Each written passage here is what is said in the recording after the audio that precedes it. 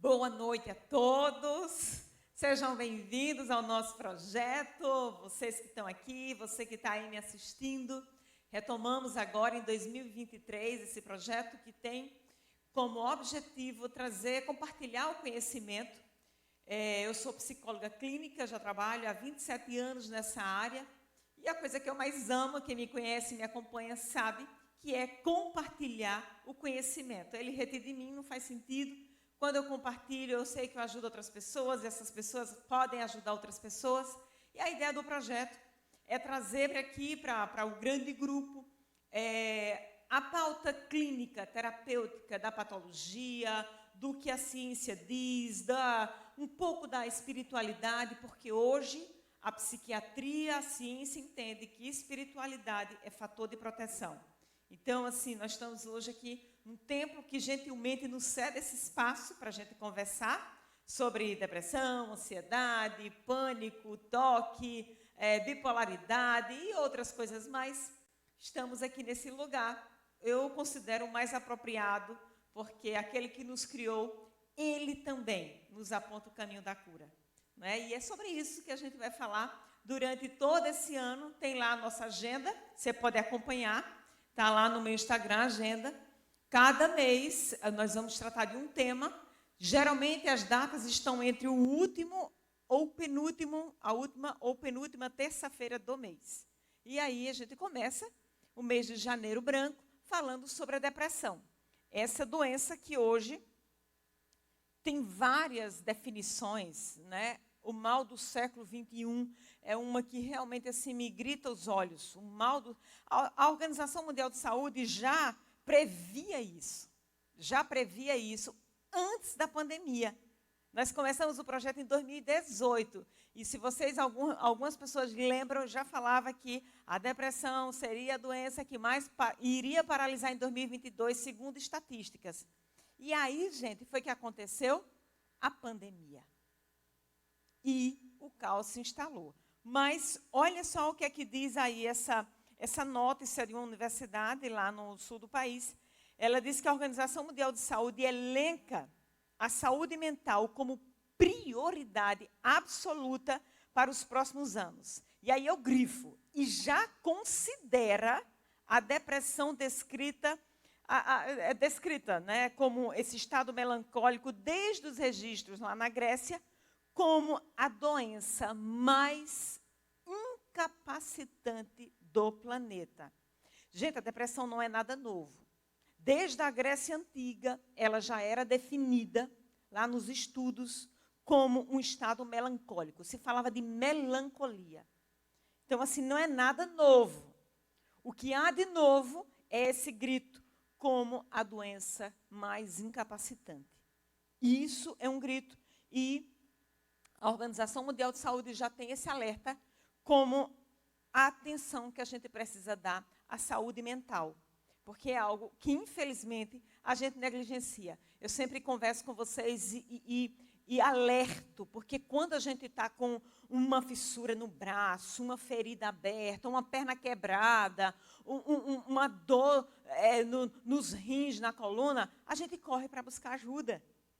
Você não fica em casa com uma dor de coluna paralisante. Você não fica em casa com uma doença que está ali, com uma ferida que não cura, que não fecha. Você não fica em casa com uma urticária, com uma dermatite. Você não fica, você vai buscar ajuda.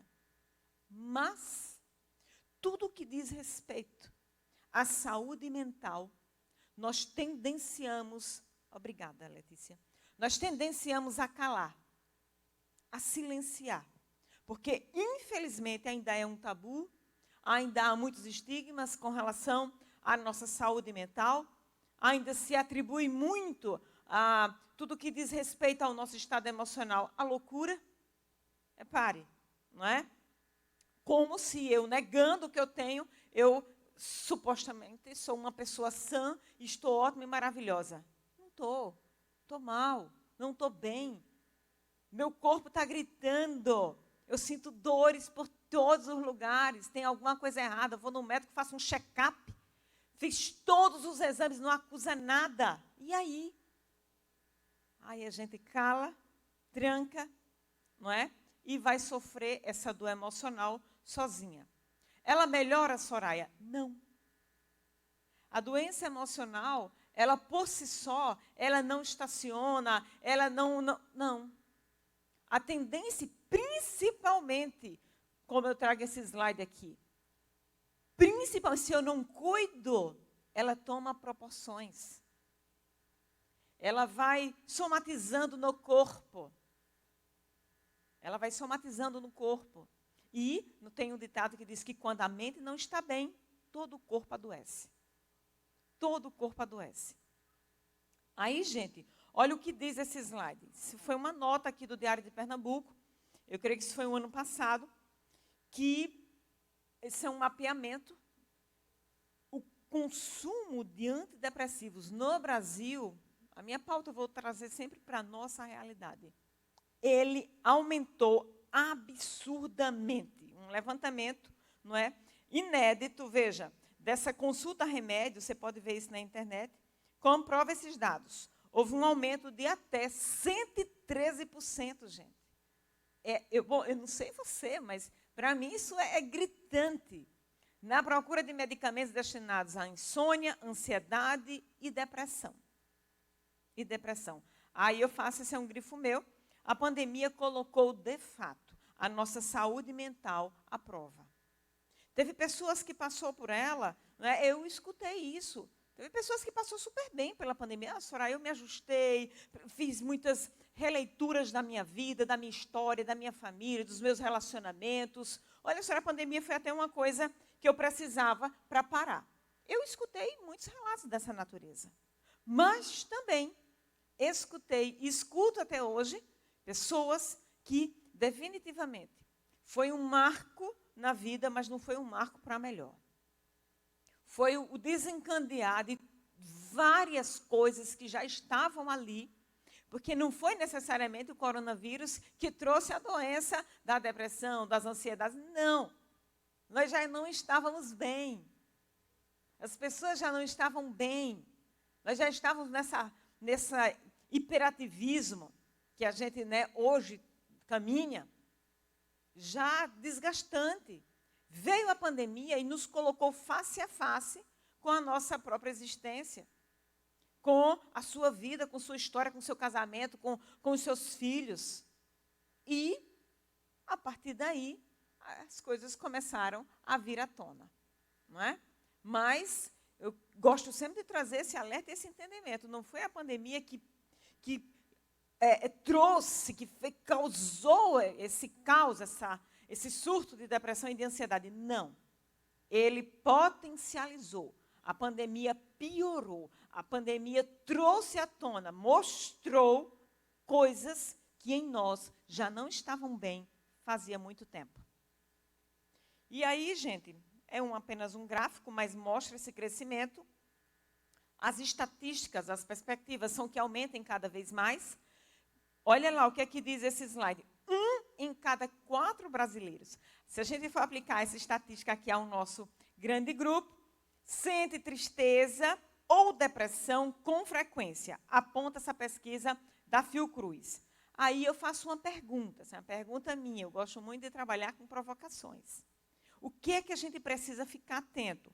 Porque você vai ver ali que na estatística diz que 1 a cada 4 vai sentir tristeza ou depressão. E o que está acontecendo muito hoje, devido como consequência, o aumento no consumo de antidepressivos? É porque a gente está confundindo. A gente não está sabendo definir, nós não estamos atentos. Eu faço essa pergunta, o que é que eu preciso estar atento? Nós não estamos atentos ao nosso funcionamento. E, às vezes, a gente está confundindo tristeza com depressão. Momentos ruins, dias ruins, situações que não estão sendo agradáveis, a gente confunde já com o estado depressivo e, infelizmente, hoje, é como se a gente estivesse desaprendendo, repare o que eu vou dizer, vai parecer loucura, mas não é. É como se a gente estivesse desaprendendo a sofrer. Gente, sofrimento faz parte da vida humana. O sofrimento faz parte da nossa existência. Não haverá um ser humano, ninguém sequer, que passará por essa vida, por essa história, sem sofrimentos. Não haverá uma só história. Todos nós iremos passar por sofrimentos. Algumas pessoas ficam no sofrimento, outras passam por ele. Aprendem, crescem, se fortalecem, se desenvolvem, buscam novos rumos e a vida fica até melhor. Mas o sofrimento faz parte da história. O que está acontecendo hoje é porque nós estamos desaprendendo.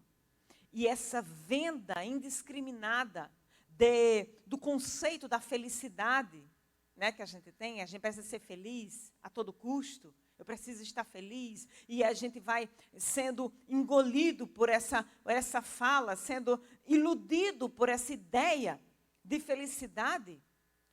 E aí, quando eu sou abatida por um momento ruim, uma situação ruim na minha história, de desemprego, de perda, de morte, de mudança, coisas, situações comuns, aí eu entro num estado de tristeza, não estou atento a mim mesma, ao meu funcionamento, não paro para fazer leituras, não é, sobre mim, sobre a minha mente, o que é que está acontecendo comigo, aí eu vou atribuindo, porque a gente vai, o senso comum, hoje em dia tudo é depressão. Eu estou deprê, eu estou mal, E aí a gente vai atribuindo, não, eu acho que isso é uma depressão, aí já tem uma amiga, já tem alguém que vai passar já um remédio para você, e você já consegue comprar numa farmácia sem receita, isso aí é comum, né?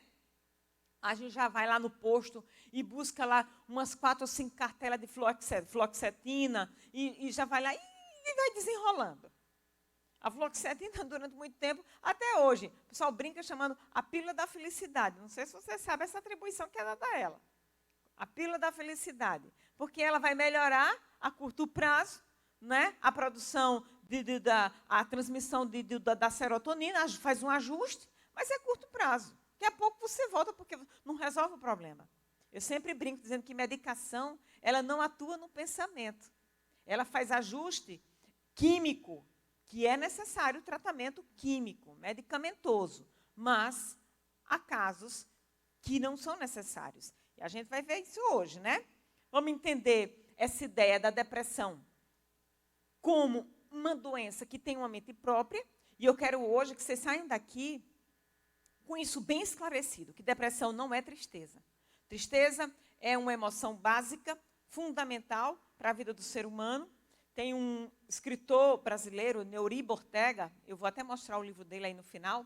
Ele tem um livro que diz assim: a tristeza transforma, a depressão paralisa. Porque, gente, a tristeza é a única emoção básica que faz o ser humano pensar. A gente não pensa quando está alegre, a gente não pensa quando está com medo, a gente não pensa quando está com nojo, a gente não pensa quando está com raiva. A única emoção básica que faz o ser humano entrar na reflexão se chama tristeza.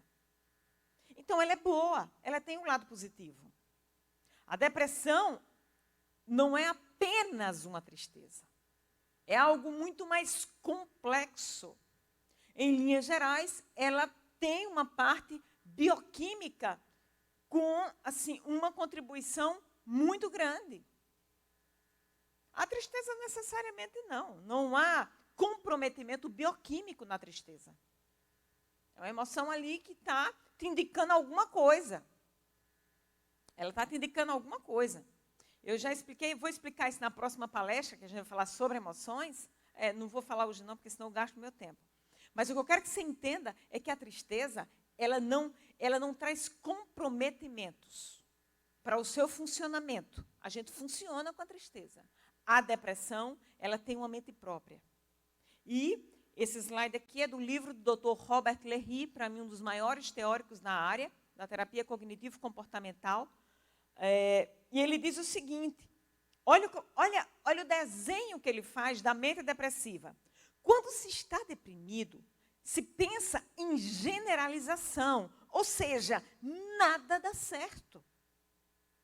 Uma mente depressiva, A pessoa não consegue enxergar a perspectiva, nada dá certo. Não se dá o crédito por nada do que se faz, ou seja, eu não faço nada direito. Se rotula nos termos mais negativos, isso é ele, a pessoa com a pessoa mesma, ali no diálogo interno.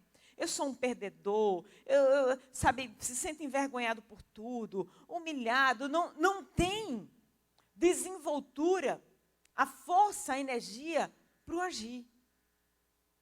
É uma mente que, Dr. Robert Lee, ele disse, é uma mente que tem um funcionamento próprio. A mente depressiva é uma mente negativa. E eu gosto muito de perguntar para os meus pacientes que chegam com essa demanda da depressão, é uma pergunta básica que eu faço nas primeiras sessões, e hoje eu trago isso para você pensar e refletir. Como era você antes de se sentir assim? Como era você antes de essa depressão se instalar? E aí os relatos que eu escuto é, Soraya, eu era uma pessoa, sabe, que eu gostava de passear, eu sempre ia na praia, eu saía com as minhas amigas, eu ia tomar um café, eu ia tomar um chá, eu convidava as pessoas na minha casa, eu sempre tinha um hábito de, uma vez por semana, fazer um programa.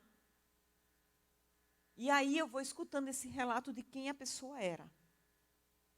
E faço o relato agora. E agora? Como é que você está? Aí ela vai me trazendo essa descrição dessa mente depressiva. Essa mente nesse formato da tríade, como o Dr. Aaron Beck, o criador da terapia cognitivo-comportamental, ele formou a tríade cognitiva da depressão. Ele diz que a pessoa, ela tem uma visão negativa do eu, do mundo e do futuro. Eu sou um inútil, eu não consigo fazer nada direito. Sobre o mundo, todo mundo me odeia, ninguém gosta de mim. No trabalho, as pessoas me exigem mais do que eu posso dar. É uma incompreensão comigo. Sobre o futuro, as coisas nunca vão mudar. Sabe, Soraya, não vai dar certo, não vou conseguir, nunca vai, as coisas vão melhorar para mim. É como se a nuvem cor de cinza paira na cabeça e ela não tem perspectiva. Essa é a tríade cognitiva da depressão. Repare como é essa mente. E aí, o Dr. Aaron Beck, o criador, ele dizia que essa tríade depressiva, da mente depressiva, ela vem a partir de um pensamento automático. E esse pensamento automático, eu não presto, eu sou inútil, eu não presto para nada, o mundo não presta, as pessoas no trabalho não me entendem, sabe, as pessoas só têm interesse em mim, o futuro, nada vai dar certo mesmo. Ele dizia que isso vem com um pensamento automático, que invade sua mente. Esse pensamento vai gerando em você um sentimento, e esse sentimento é o pior de todos, porque o sentimento que vem a partir de uma mente negativa é o sentimento do não presto. O mundo não faz sentido. E o comportamento, ele diz, olha, o pensamento gera o sentimento, que gera a ação, que gera o comportamento. O comportamento vai ser o quê? Eu paraliso. Eu vou perdendo cada vez mais o impulso, a motivação, a vontade, o desejo de fazer algo, de contribuir, mas não é nem pelo outro, é por mim mesmo. A vida vai perdendo sentido. Olha, a mente depressiva se estabelece padrões exigentes que nunca se conseguirá satisfazer. Você sempre está insatisfeito. Você sempre está se culpando. Gente, é um sentimento de culpa tão absurdo, tão gigantesco. E ele, veja como a coisa vai puxando a outra. Aí eu não consigo, eu sou inútil. As pessoas não me entendem, o que exigem de mim eu nunca vou conseguir dar. E quando você faz, você não dá o crédito. Você não consegue dar um crédito às coisas que você faz. Não, é porque ele elogiou, é porque ele elogia todo mundo mesmo. Você não consegue perceber absolutamente nada que te possa favorecer. Olha a outra situação dessa mente depressiva. Pode pensar que precisa da aprovação de todos. Pode pensar que precisa da aprovação de todos ou que precisa se sobressair em tudo que faz. Ou saber com certeza que algo vai dar certo antes mesmo de tentar. Repare, vocês que estão aqui comigo me ouvindo, de forma aí, me diga lucidamente, racionalmente, se faz sentido isso. Você pensar que precisa da aprovação de todo mundo. Faz sentido isso? Eu preciso que todo mundo me aprove, que todo mundo goste de mim, que todo mundo veja o que eu faço. Gente, isso é uma mente que está comprometida. Repare que não é uma tristeza, é um comprometimento. Você pensar que você precisa se sobressair em tudo que você faz. Tudo que você faz tem que ser absurdo. E por mais que você faça, e por mais que você tenha ali muita diligência, muito cuidado, muita cautela, mas você sempre vai achar que não fez o melhor. Que não fez como deveria. Repare. Ou saber, essa daí eu acho a mais cruel de todas. Ou saber com certeza que algo vai dar certo antes mesmo de você fazer. Eu preciso ter certeza. E aí, como eu não tenho, eu nem faço. É aí o que a gente chama do processo de autossabotagem. Porque eu nem vou tentando mais. Eu já vou me autossabotando, porque eu sei que eu não vou conseguir. Eu não tenho certeza que vai dar certo. Eu não tenho certeza que a pessoa vai achar isso incrível. Não tenho certeza, então eu nem faço. Aí eu vou paralisando. O que eu quero chamar a atenção de vocês aqui é para vocês, se você conhece alguém, ou se você está com esse quadro, que você se observe. Porque isso não é você, isso é a mente depressiva. Lembra do que eu expliquei a vocês, a primeira pergunta que eu faço ao meu paciente? Quem era você antes da depressão? Aí você me disse, Soraya, eu tinha vontade de ir, eu fazia as coisas, eu organizava, eu fazia bolo, eu vendia. Essa pessoa é você. A mente depressiva, ela vai trazendo outro formato à sua vida, mas ela não é você. E a gente precisa fazer essa separação. Eu conversei outro dia com uma paciente minha, ela, Soraya, pelo amor de Deus, esse medo me torna outra pessoa.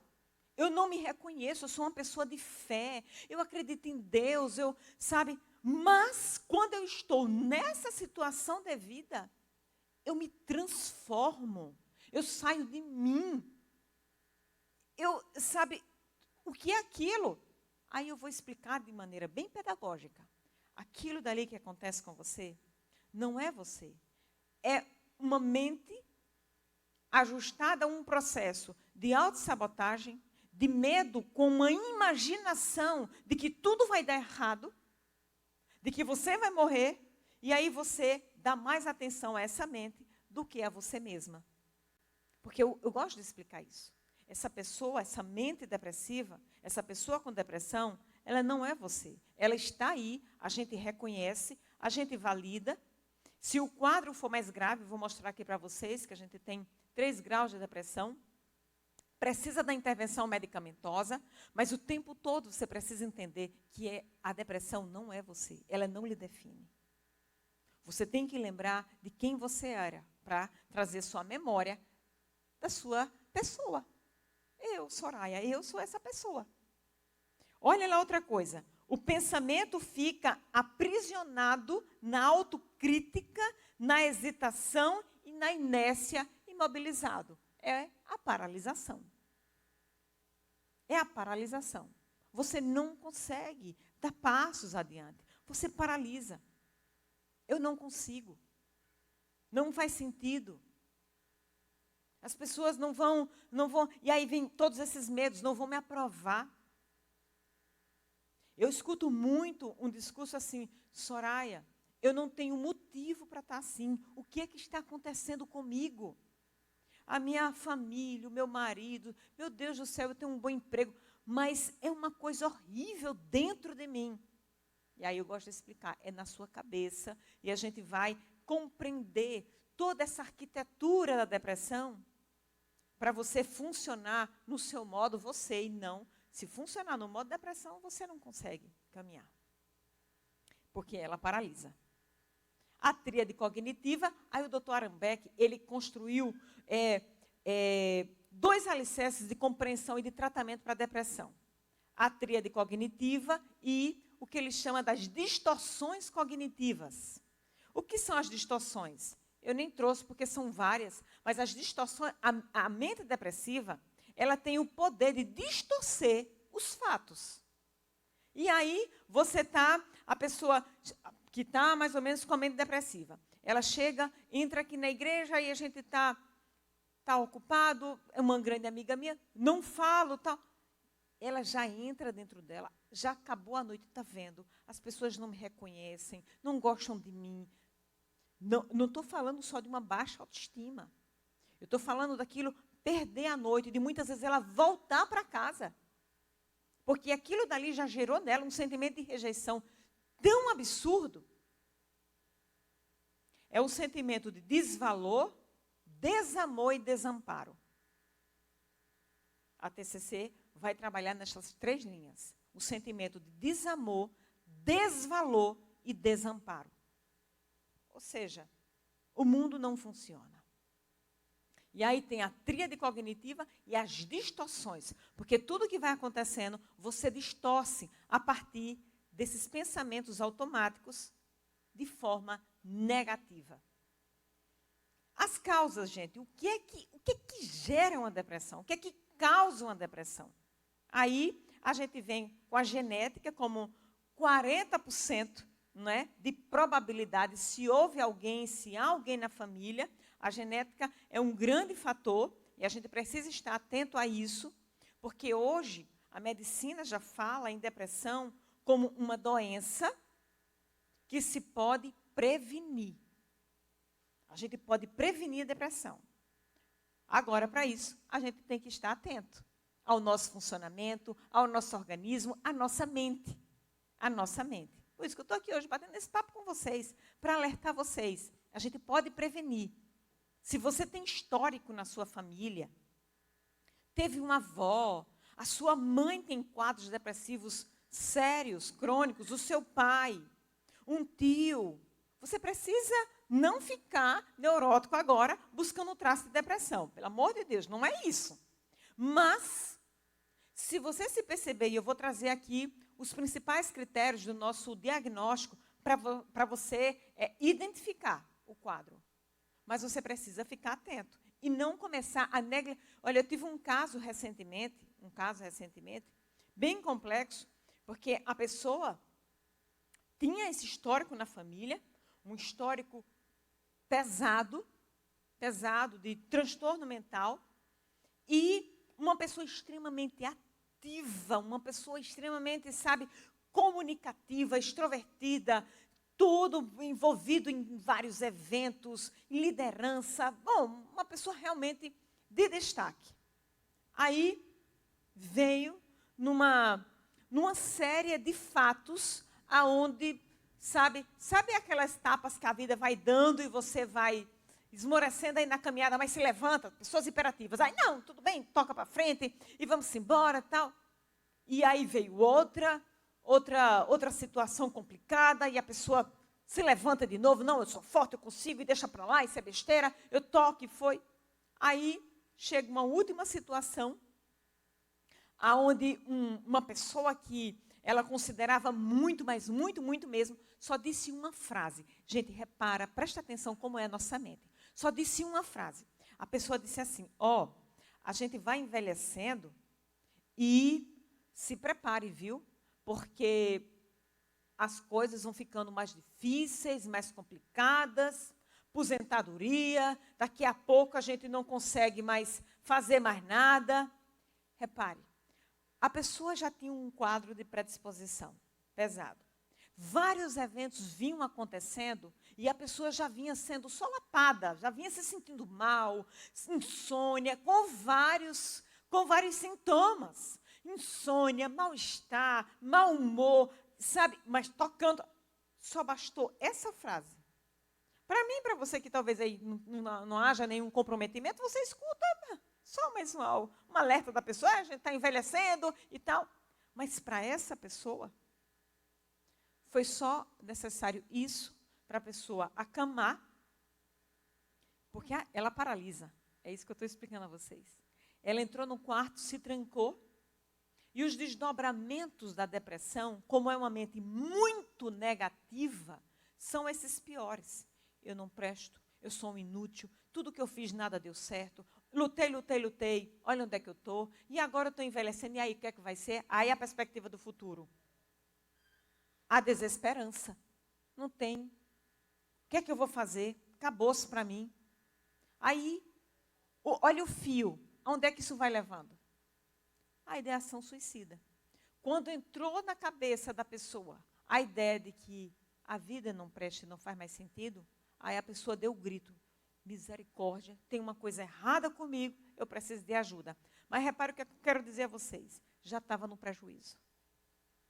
Já estava numa paralisação, a gente já precisou entrar com intervenção medicamentosa pesada, porque a pessoa realmente não tem mais perspectiva de vida. E o que eu quero te dizer é, se há genética na sua família, você pode prevenir. Porque a depressão, ela não aparece do dia para a noite, não. Ela dá sinais.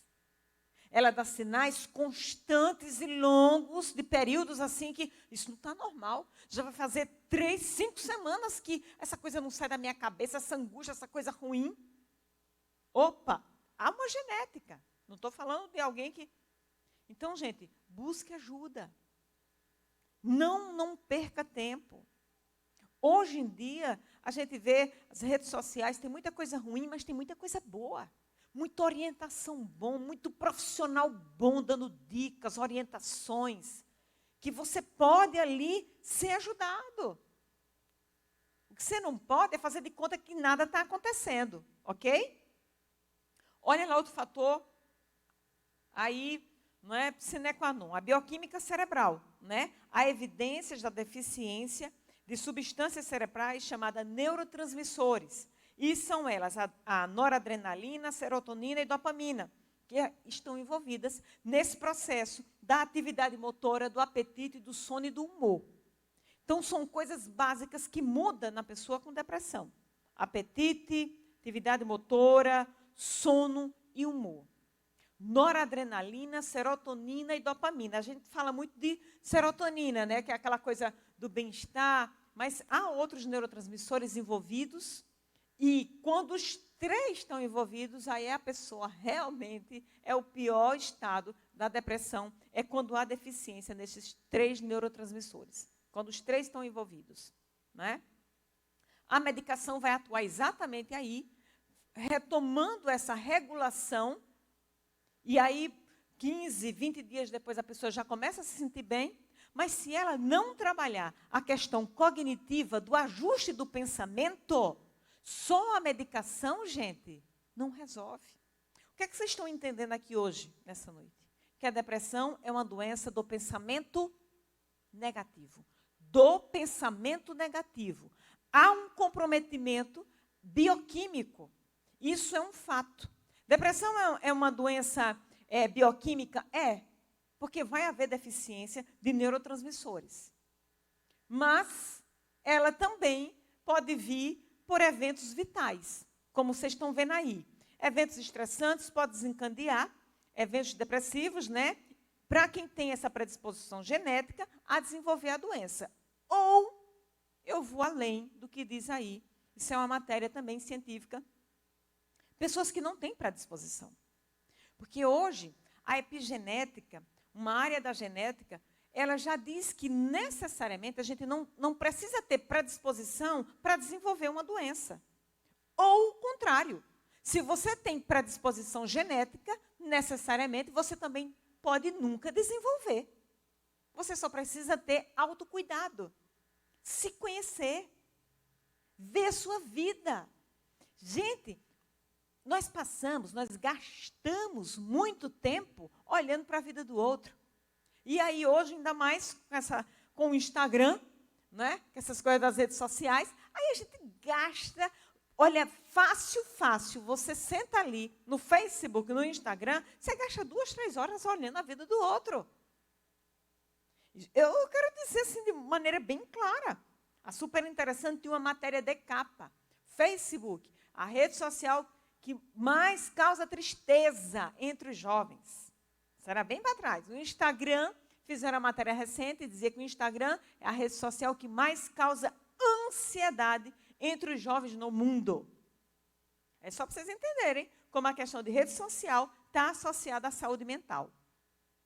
E aí a gente olha muito para fora, não olha para dentro de nós. E Jung, um grande teórico, ele dizia que o ser humano, quando ele olha para fora, ele dorme.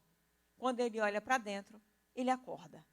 A gente acorda dos nossos próprios monstros, porque tem muita coisa dentro de nós, gente, que precisa ser organizada. Mas a gente vai fazendo o dilema da... Isso, o dilema das redes é uma ótima opção, obrigado, Régio, de lembrar para vocês, darem uma olhada, porque eles vão fazer muitos alertas do prejuízo mental que se está acontecendo hoje, né? Não só com os jovens, mas para a gente também. Não é? Então, a depressão, gente, ela pode vir ou não com questão genética. Basta apenas você se desfocar, não olhar para você de uma maneira atenciosa, gentil, amorosa, que as coisas vão entrando aí no eixo de desregulação que pode chegar aí nesse quadro de comprometimento neuroquímico. Aí, só para ilustrar, é para vocês terem uma ideia dos neurotransmissores, do que é uma mente normal, é esse lá que está todo floridinho, isso é uma mente normal, isso aqui são os neurotransmissores. Eles vão levando, isso é um neurônio, né? Aí ele vai levando a informação de um para o outro. E, gente, essa comunicação que faz a gente se sentir bem, que dá prazer, que dá alegria, está aqui, ó, nessa comunicação entre os neurônios. Aí, na depressão, isso aqui vai haver a diminuição da serotonina, dopamina e noradrenalina. Olha aqui a mente depressiva, como é que fica? Bem precário, tá vendo? Bem precário. A medicação vai ajustar. A medicação ajusta, tá? Mas a medicação ajusta os neurotransmissores. E se você não ajusta o pensamento, você está tomando remédio, você está fazendo um tratamento bem legal, mas não se sente bem. Mas mesmo assim, aqueles pensamentos negativos estão insistindo, aqueles pensamentos automáticos. Por quê? Porque aí vem a questão terapêutica da conversa, dos ajustes que a gente precisa fazer na vida como um todo. Ok? Fatores de risco, porque a gente viu as causas, ok? As 3 básicas. Mas há fatores de riscos, que a gente chama, né? Que é o histórico familiar, ligado à questão da genética, transtornos psiquiátricos correlatos, não é? Ou seja, algum outro transtorno que a pessoa possa vir a ter. Então, a depressão, às vezes, vem aí. Estresse crônico, aquela pessoa que vem num estresse de um trabalho, ou de um desgaste familiar, ou de doença na família. A depressão, ela pode se instalar. Disfunções hormonais, aí eu fiz o grifo da tireoide, porque, gente, é muito comum a gente confundir os sintomas, o quadro de depressão, com problema de tireoide. E tireoide ataca homem e mulher, viu? Não tem essa história de só mulher, não. Então, é importantíssimo fazer o exame da tireoide. Eu já tive no meu consultório um caso de uma jovem que ela chegou e estava numa crise, já tinha perdido muito peso, chorava o tempo todo, trancada dentro do quarto, já fazia algumas semanas. E quando ela chegou, ela conversou, e a gente foi ali fazendo todo um mapeamento da história dela. A gente não conseguia identificar, ela estava muito mal. E havia questões, claro, ali na família, mas não eram nada assim que pudesse levar aquele quadro. E eu só perguntei, olha, qual foi a última vez que você fez um check-up? Porque a gente precisa fazer nessa anamnese, essa boa pergunta. Quando foi a última vez que você fez um exame de sangue? Como é que, principalmente a mulher, né, com essas questões de oscilações hormonais, como é que está a sua tireoide? E aí, ela disse, não faz muito tempo. Sugeri que ela fizesse um exame de tireoide e foi na mosca. Era um problema, não era nada de depressão. Era, claro, todo um comprometimento do humor, mas causado pela disfunção do hormônio. Quando ela fez a regulação do hormônio da tireoide, ficou bem. Ok? Dependência de álcool e drogas. Gente, o alcoolismo, ele leva a quadro depressivo. Então, assim, fiquem atentos, né, a familiares, a pessoas próximas a vocês, jovens que fazem uso de drogas. A maconha, o álcool a gente chama depressores do sistema nervoso central. Eles deprimem o sistema nervoso central. Há drogas que estimulam. Mas a maconha e o álcool deprimem. Então, as pessoas às vezes estão com um quadro depressivo, aí vai beber para ficar alegre. Fica, momentaneamente, naquele instante que está alcoolizado. Mas quando passa, aí o quadro piora e muito mais, porque ela deprime. Ok? Traumas psicológicos, né, de histórias, doenças cardiovasculares, endocrinológicas, neurológicas, neoplasias, câncer, tudo isso pode desenvolver uma depressão. Conflitos conjugais, aí nem se fala. Gente, é um quadro também que, se você não busca ajuda, não busca tratamento, conflitos conjugais, separação, somente quando há dependência, relacionamentos de longo prazo, podem trazer um transtorno depressivo, sim. Mudança brusca de condições financeiras e desemprego. Por isso que também, né, esse pós-pandemia potencializou muito mais os números e piorou. Pela questão dos desempregos e financeiro do país. Né? Não só no país, mas no mundo. E aí o quadro ficou bem mais complexo. Então, vocês viram que tem as causas, mas há muitos fatores de risco e a gente precisa estar atento. Ok? Aí, só para a gente entender como é que essa depressão ela é classificada, porque necessariamente não é todo quadro depressivo que você vai precisar tomar remédio e que a coisa é muito séria, absurda. Não, precisa-se de atenção. Porque uma depressão leve, ela pode progredir para algo mais complexo. Então, como é que ela começa ou como é que ela aparece, a depressão? Ela pode aparecer de forma leve, moderada ou grave. Isso está lá no nosso manual. Na forma leve, eu vou apresentar para vocês os sintomas, a presença de 2 ou 3 sintomas. E a pessoa continua em suas atividades, ela continua capaz de desenvolver suas atividades, ela continua trabalhando, mas com aquela mente deprimida, aquela mente que pensa de maneira muito pessimista, muito negativa, não é? Se culpando muito, sem muita força, mas ela continua aí trabalhando. Na forma moderada, aí já há necessidade de intervenção medicamentosa, porque já há um comprometimento maior. São 4 ou mais sintomas e a pessoa parece que começa a ter dificuldade de manter a rotina. Ela já não tem mais tanta coragem para ir trabalhar, já faz tudo com muita dificuldade. Um esforço gigantesco para absolutamente tudo. Então, a gente já vê que o quadro já está mais comprometido e, na forma moderada, já há necessidade de intervenção medicamentosa. Da forma leve, não necessariamente. Só a terapia, ajuda, amigos, às vezes a mudança, mudar de lugar, mudar de situações, o quadro já é outro. E a forma grave, gente, que aí realmente os sintomas são muitos, né, e são angustiantes. A ideia de suicídio, ela já vai se tornando mais comum, repare. Em alguns casos, o doente, a gente chama de doente, viu? Vamos acabar com essa história também, de dizer que depressão é besteira. Vocês acreditam que, quando eu compartilhei os slides, alguém me respondeu e dizendo assim, depressão a gente resolve com oração, a gente resolve com jejum. Aí eu só respondi gentilmente, pois é, infelizmente, depressão não se resolve só com oração e jejum. Infelizmente, porque era tão bom que fosse, não era? A gente ia fazer uns ajuntamentos, todo mundo. Mas, infelizmente, não é, porque é uma doença.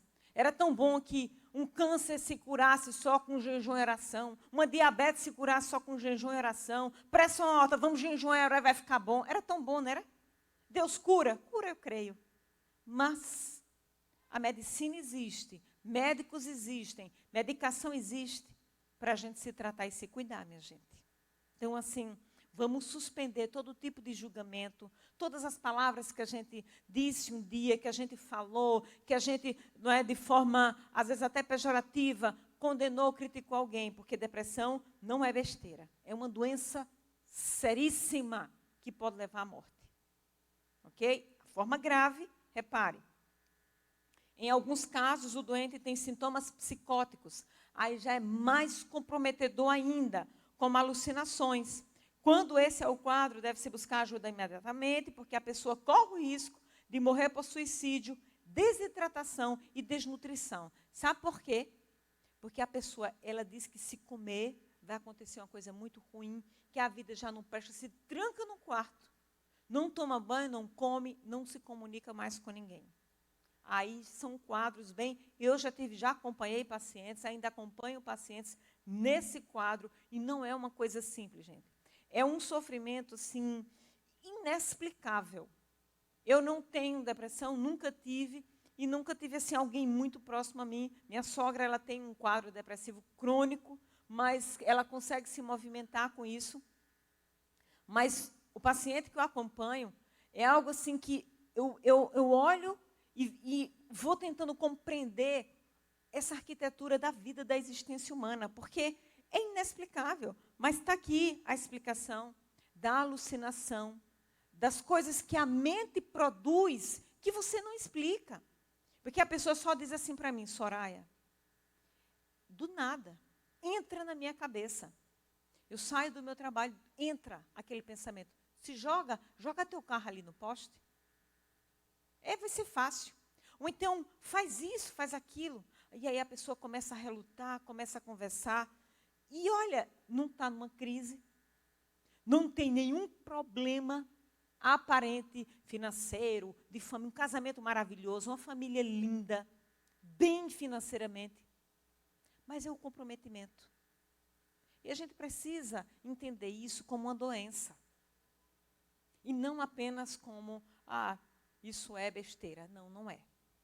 Ok?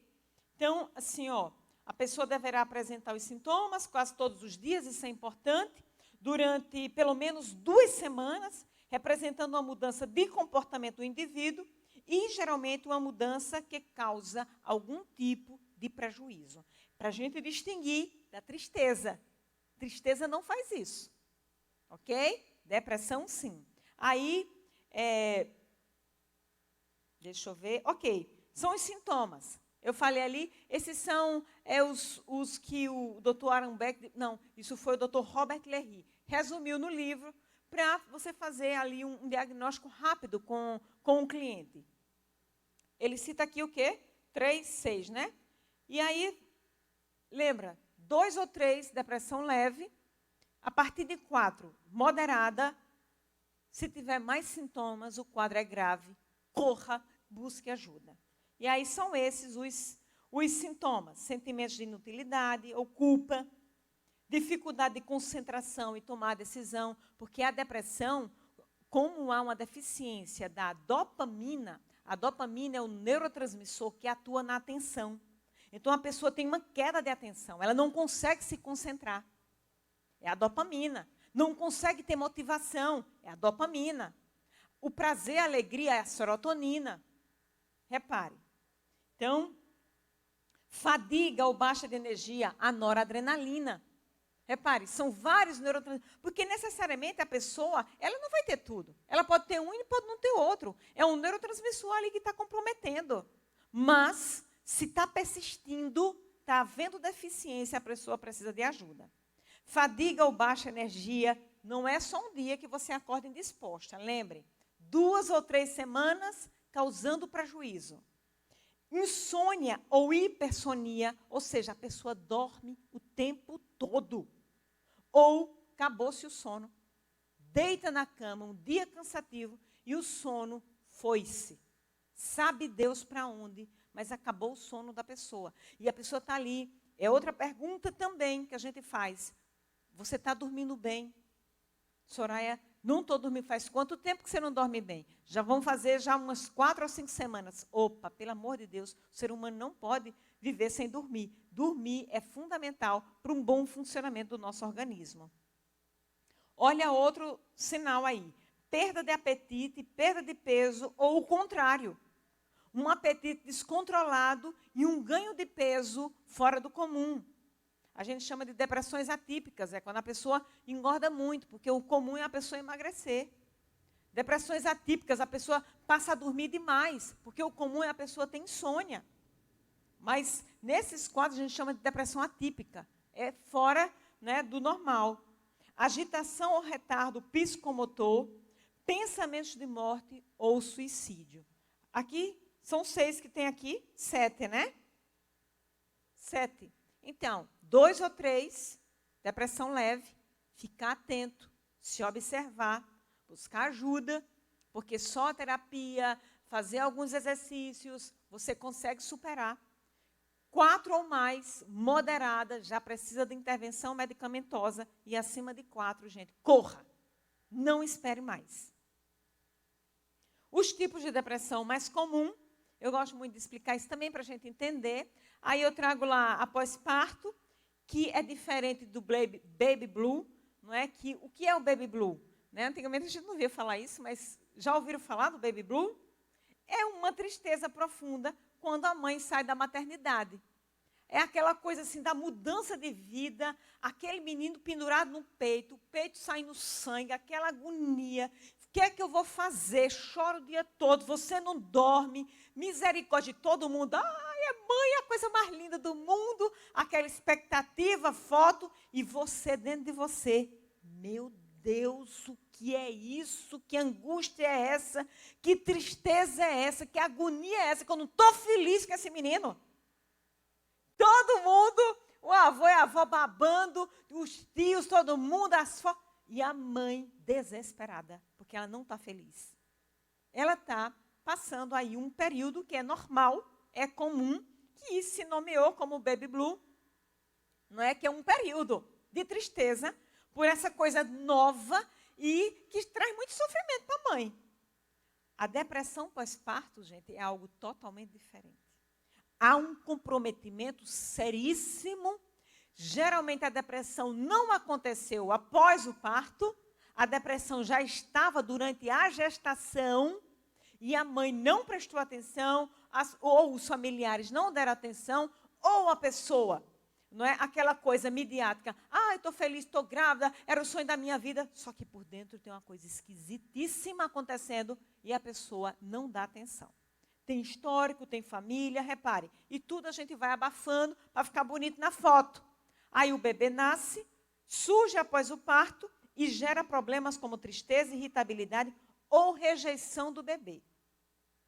Em casos mais graves de depressão pós-parto, pode acontecer até o infanticídio. A gente teve um caso muito próximo na igreja da minha cunhada em Belo Horizonte.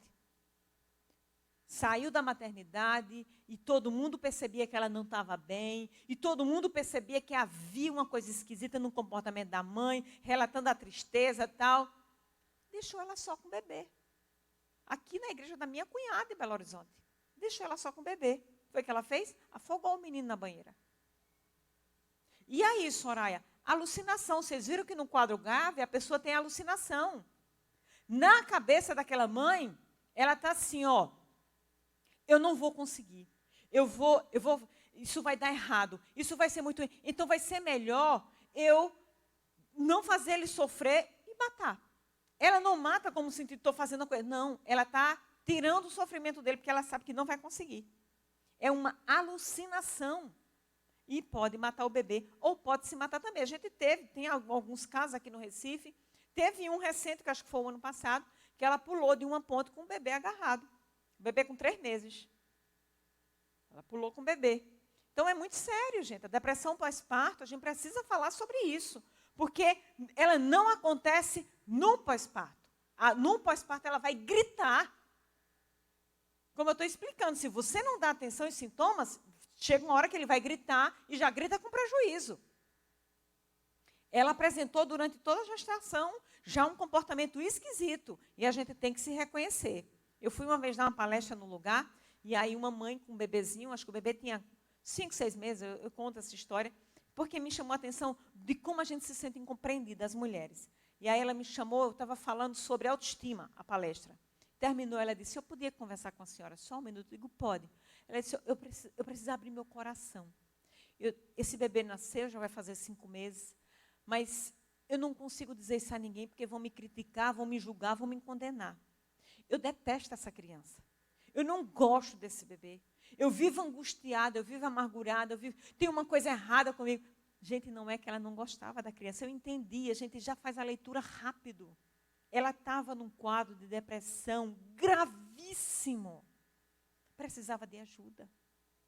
E aí, né, foi lá numa igreja, já conversei com ela, já dei os encaminhamentos, já orientei, disse, olha, não é isso. Já tirou um alívio dela, porque vinha a culpa. Lembra do sentimento de culpa, que é terrível? Você se acha a pior pessoa do mundo, porque você tem pensamentos ruins. Eu tive um quadro também de um rapaz que eu acompanhei, e ele dizia, Soraya, eu sou a pior pessoa do mundo, eu não presto para viver. Por que você diz? Porque eu penso isso. Isso não é seu, isso é da depressão. Gente, pensamento ruim todos nós temos. Que história é essa que você acha porque eu estou aqui, toda arrumada, meu pensamento é tudo bonzinho? Mentira, eu tenho um pensamento ruim. Mas eu preciso reconhecer que é um pensamento. Não sou eu. São pensamentos invasivos que entram na cabeça da gente, você tem que dizer, oh Deus, olha a besteira que eu estou pensando aqui. Não é você, não te define, não se culpe pelos seus pensamentos. E esse jovem, gente, nunca pensei que uma coisa tão simples pudesse ajudar tanto uma pessoa. Que foi essa linha de tratamento. Não se culpe pelos seus pensamentos. Isso é normal, isso acontece. Mas, Soraya, eu sou terrível. Não é. E aí a gente caminhou e foi muito bom o resultado. Veja, a depressão maior, que depressão maior é o nome que a gente dá a essa depressão que eu falei. Aquela lá que compromete, apresenta 5 sintomas, não é, durante mais de 2 semanas e comprometem as atividades. É o quadro depressivo pesado.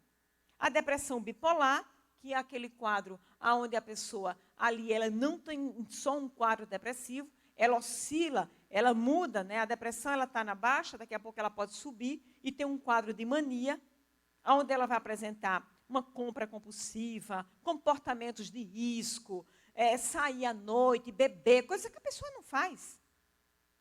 O quadro, eu sempre explico, da depressão bipolar, ele é muito complexo, porque às vezes a pessoa apresenta só o quadro depressivo durante anos, 5, 6, 8 anos. Apresenta só o quadro depressivo.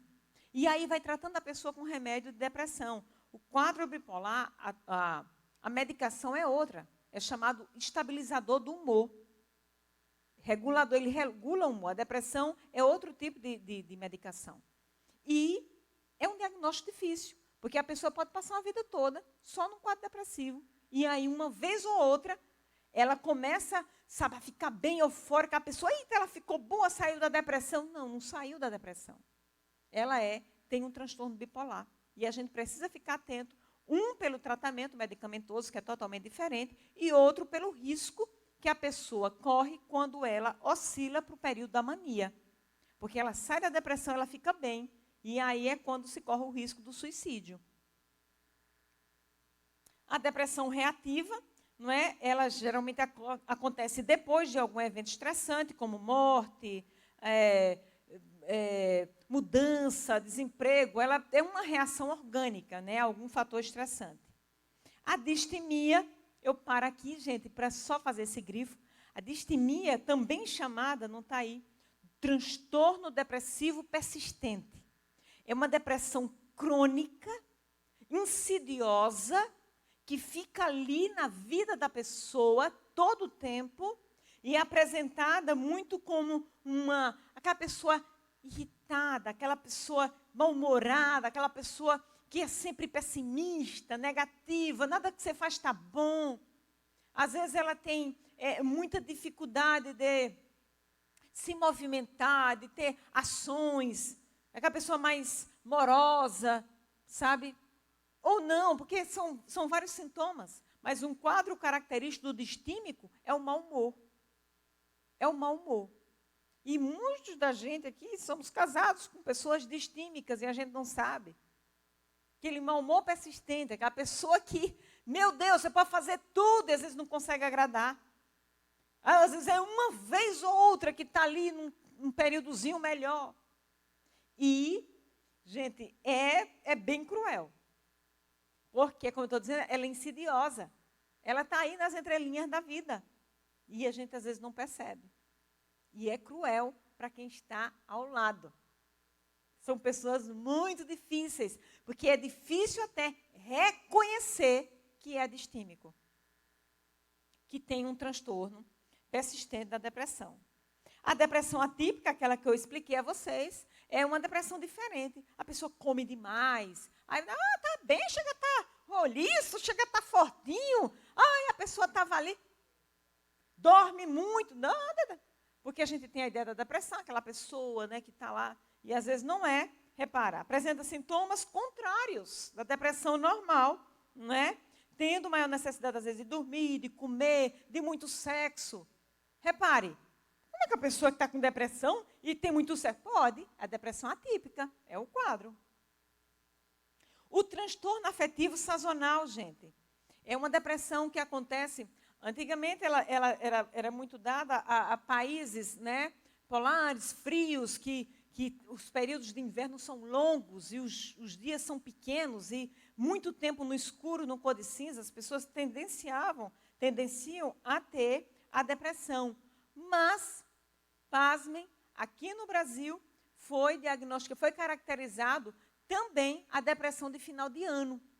E olha que nós somos um país de calor, mas existe a depressão de final de ano, que é onde as pessoas ali têm uma memória, tem uma lembrança da ceia, do pai que morreu, da mãe que morreu, daquele dia, aquela família que era grande e agora não é mais, ou não tenho isso. Hoje, com esse excesso de comparação que as mídias sociais fazem, aí está lá o jovem em casa, meu amigo nessa ceia ganhou um presente, ganhou um tênis, eu não. Repare, depressão de final de ano. Está aí, já no manual, para a gente ficar atento. Porque não é nada, mas existe. A TDPM, mulherada, que se chama transtorno disfórico pré-menstrual. É cruel. Ela acontece antes do período menstrual, causado por uma oscilação hormonal e dá uma bagunça na cabeça da mulher. E ela fica irritadiça, fica chorosa, muda totalmente, insuportável até. Algumas pesquisas indicam que mulheres que matam, geralmente quando vão fazer o mapeamento, elas estavam nesse período aí, de negócio tão complicado que fica. Corra, quando sua mulher estiver na TPM, corra dela. E vocês, mulheres, se vigiem. Estou na TPM, dê a você mesmo uma trégua. Calma, olha o comando, calma. Daqui a pouco passa. Não vou matar ninguém. Daqui a pouco passa. Mas o negócio é sério, viu? Está lá no manual. Vá dormir, é forma preventiva e de precaução. Gente, a TDPM está lá no CID-10, está lá no manual de doenças, né? Porque hoje já dá afastamento de trabalho. O negócio é tão sério que tem atestando pela TDPM. E a depressão psicótica, gente, que é uma das mais complexas, porque a pessoa tem alucinação. Então, ela vê coisas, como eu expliquei a vocês, dessa pessoa que eu atendo, e que tem um quadro de ideação suicida muito grande, porque a pessoa escuta a voz dizendo, se jogue, faça isso. É terrível, é cruel. Uma pessoa incrível, linda, uma pessoa, inteligente, uma pessoa espiritual que ama Deus, mas tem esse quadro. Então, não escolhe, viu? Como se tratar? Aí aquilo que eu falei com vocês, as leves, com poucos prejuízos, terapia já resolve. Não é? Em casos mais graves, a gente precisa de um tratamento medicamentoso, além da terapia, e terapias complementares, gente, aí eu faço esse grifo. Terapias complementares e hábitos saudáveis ajudam a prevenir a volta dos sintomas. Eu cito a acupuntura. Tem algumas pessoas que têm algum preconceito, mas é muito bom. Massagem, atividade física. Atividade física, gente, estimula neurotransmissores. Libera endorfina, que ajuda na dopamina, que faz com que você tenha um pouco mais de mobilidade. Repare, atividade física, gente, hoje é super recomendado para um bem-estar como um todo. E alimentação saudável. Tem alguns alimentos que pioram a depressão, sabia? Vou dizer um a vocês para vocês ficarem arrasadas. A mulherada aí, todas viciadas no açúcar e no chocolate, que a gente ama. Mas o açúcar, ele piora os quadros depressivos. Porque o açúcar é inflamatório. E ele não ajuda nos processos aí da regulação do humor dos neurotransmissores. Então, o açúcar é um alimento que não ajuda em muitas coisas, inclusive na depressão. Agora, o chocolate tem lá uma substância boa, aí você busca o meio amargo. O meio amargo, porque ele tem uma substância que ele ajuda lá, ele se conecta aí a um receptor no cérebro que dá uma sensação de bem-estar. Esqueci aqui o nome da substância, viu? E, para a gente terminando, algumas dicas para você superar a depressão, de acordo com o Dr. Robert Léry, vou mostrar a vocês aí o livro. São dicas terapêuticas que eu trabalho no meu consultório. São coisas simples, mas que você pode fazer. Repare, precisa você gastar uma fortuna em terapia. Você pode aí, na sua casa, no seu dia a dia, ter uma disciplina. Gente, tudo aquilo que você deseja ter um resultado, precisa de disciplina. Então, a gente precisa de disciplina também para vencer a depressão ali com os recursos que a gente tem. A primeira coisa, observe o seu humor. Aquilo que eu te expliquei, depressão é uma doença do pensamento negativo. Ela não é você, ela toma um formato na sua mente e vai aí tentando lhe controlar. A gente precisa fazer essa separação. A depressão, ela está em mim, mas ela não sou eu. Ela não pode me definir. Há quadros, como vocês viram, na depressão grave, onde a pessoa se comprometeu a nível motor. Ela está paralisada, ela não se levanta da cama. E aí a gente inicia o tratamento psicoterapêutico, com a medicação, claro, mas a gente não começa fazendo trabalhos cognitivos, porque o pensamento está muito comprometido. A gente primeiro precisa fazer a ativação comportamental, que a gente chama. Então, o que é isso, ativação comportamental? É pedir para a pessoa, ela está lá totalmente paralisada, pedir para a pessoa minimamente fazer alguma atividade. Porque hoje a pessoa só está prostrada na cama. Olha, se levantar só para fazer o teu café. Amanhã, o exercício vai ser você fazer o seu café.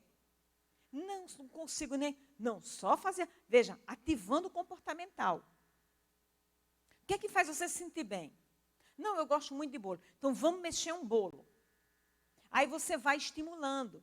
Daqui lá no terceiro dia, segunda semana, vamos fazer uma caminhada. Ai, não consigo sair de casa, porque a pessoa nem sai de casa.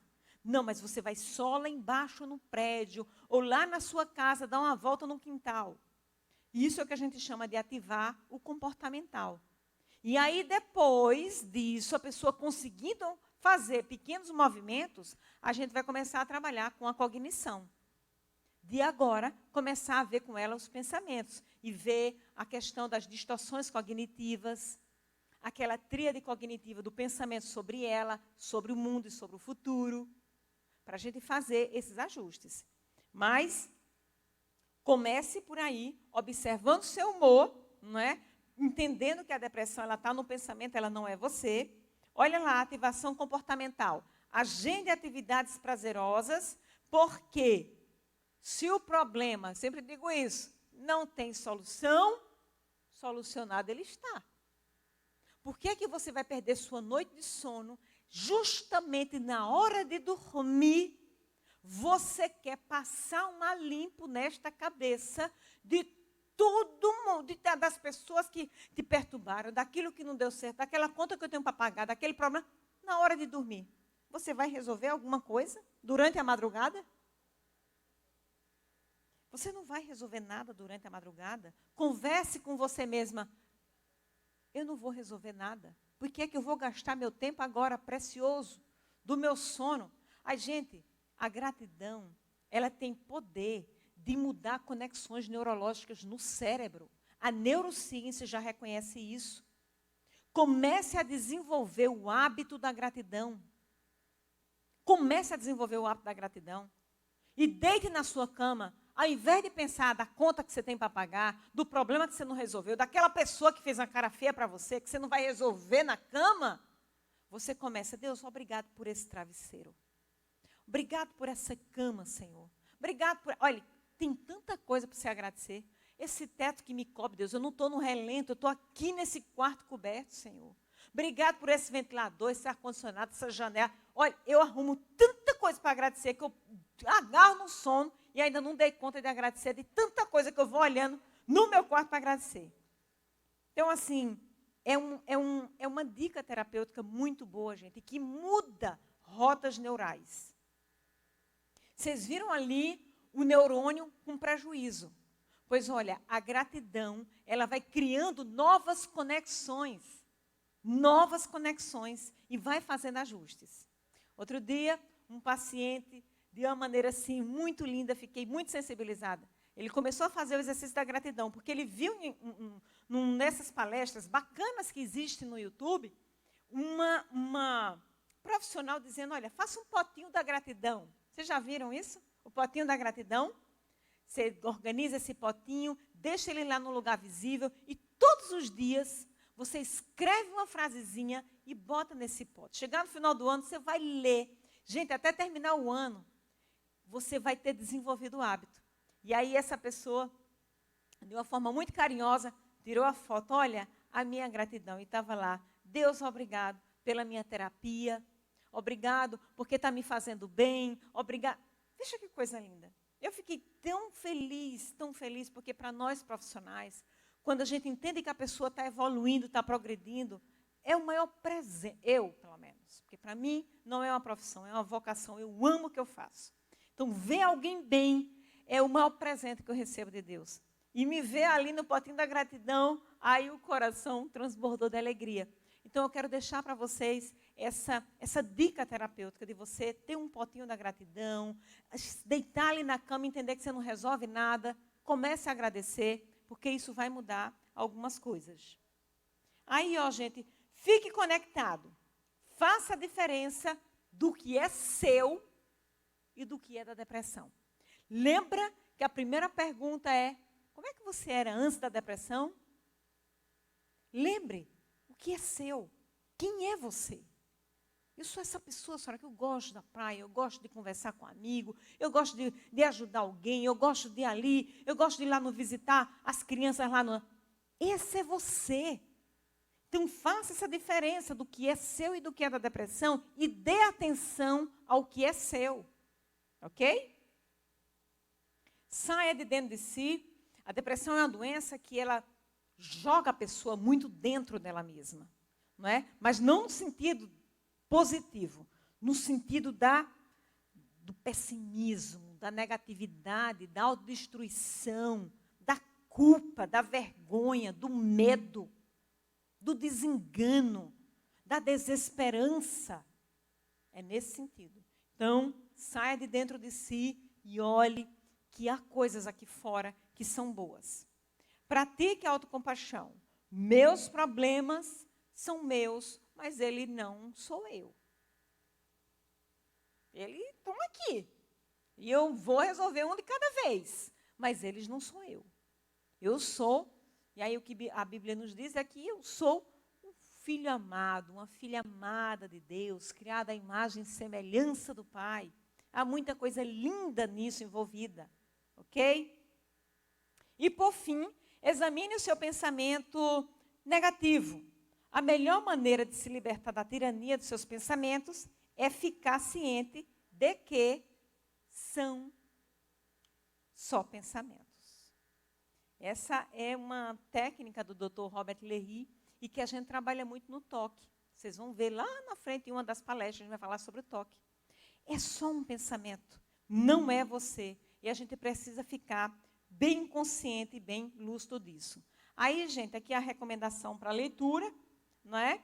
O Neuribo Ortega, aquele livro que eu falei, A Tristeza Transforma, a Depressão Paralisa, e o livro do Dr. Robert Léry, Vença a Depressão antes que ela vença você.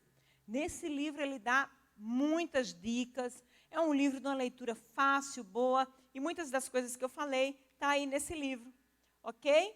Aí, olha, para a gente terminar, a nossa data aqui, 28 de fevereiro, já é a nossa próxima agenda. Você é meu convidado especial. Vamos falar sobre emoções, o que são. E a pergunta é, eu estou mais sensível ou a vida se tornou mais intensa? O que é que está acontecendo com a gente? Ok? Você é meu convidado especial. Eu agradeço a sua presença nessa noite. Que Deus te abençoe. Que tudo aquilo que você ouviu possa aí gerar a ideia da árvore. É porque isso é uma semente que eu vou plantando no coraçãozinho de vocês, uma semente que eu planto com muito amor, para que ela possa florescer, frutificar, gerar outros frutos e você poder ajudar outras pessoas e se ajudar. É a ideia da árvore e da semente. Então, que essa semente frutifique e cresça no teu coração, no sentido up, de jogar você para cima. Você entender que não é uma doença que vai definir sua vida e nem tornar os teus dias ruins. A gente pode melhorar e ajustar isso aí, ok? Um abraço e que Deus te abençoe.